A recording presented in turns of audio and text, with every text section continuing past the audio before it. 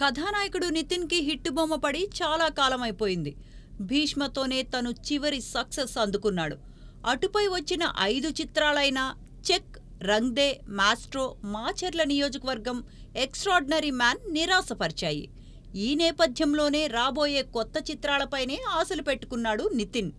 ప్రస్తుతం తను చేస్తున్న సినిమాల్లో 'భీష్మ' దర్శకుడు వెంకీ కుడుమల తీస్తున్న చిత్రంతో పాటు 'వకీల్ సాబ్ కెప్టెన్' వేణు శ్రీరామ్ తెరకెక్కిస్తున్న 'తమ్ముడు' కూడా ఉంది.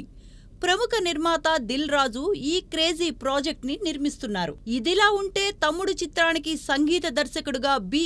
అజనీస్ లోక్నాథ్ ని ఎంచుకున్నారని సమాచారం. అజనీస్ పేరు వినగానే చాలా మందికి తన నేపథ్య సంగీతంతో ఎలివేట్ అయిన 'కాంతారా' మూవీ గుర్తుకు రాక మానదు.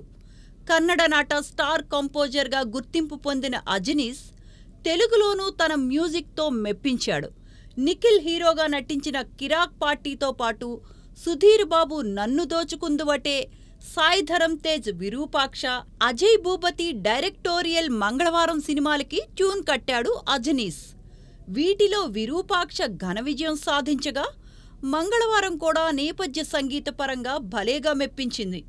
మరి నితిన్ సినిమాకి అజనీస్ సంగీతం ఏ మేరకు ప్లస్ అవుతుందో చూడాలి. త్వరలోనే 'తమ్ముడు' బృందంలో అజనీస్ చేరికపై స్పష్టత వచ్చే అవకాశం ఉంది. ఇక అజనీస్ లోక్నాథ్ చేస్తున్న సినిమాల విషయానికి వస్తే ప్రస్తుతం తన చేతిలో 'వామన', 'యుఐ', 'యువ', 'భగీర', 'కాంతారా చాప్టర్ 1' ఉన్నాయి. ఇవన్నీ 2024 క్యాలెండర్ ఇయర్లో సందడి చేయనున్నాయి.